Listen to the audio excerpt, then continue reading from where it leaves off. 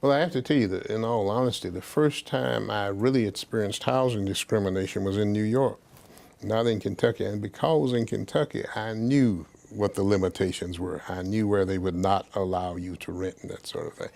The fellas that I lived in a spot right across from Tavern on the Green in Midtown Manhattan. It's a fairly exclusive area. I didn't pay the rent; they paid the rent, and they used some of those that space for offices through the week. And on the weekend, they would go back to Baltimore and D.C. where they lived. And so I had it the whole weekend, like a nice duplex there in Midtown Manhattan. But I wanted my own place, and so I started calling around, and I was going out to Long Island. And I called about an apartment, and they said it was available. When I got out there and they saw my color, not that much difference in me and white people, but enough to make a difference.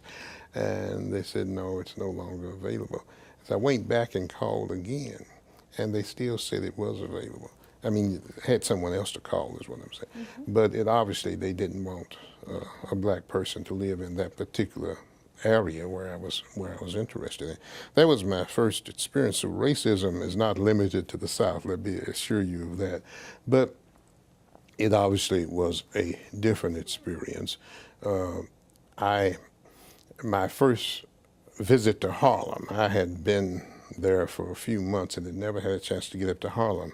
It's honest to goodness true. So one weekend I take the A train up to Harlem, get off about a block from 125th Street. You get off in the subway and you come up from under the ground. You walk about a block down to 125th Street. So I'm all excited. It's the black capital of the world, and all this excitement about being in Harlem. And I get down to, Lenox Avenue and 125th Street, and I make a right, and I look up, and the first sign I see, Colonel Sanders had beat this great big Colonel. That's this man from Harlem, Kentucky has beat me to Harlem. I don't believe this, but it's great big thing of Colonel Sanders right beside the Apollo Theater.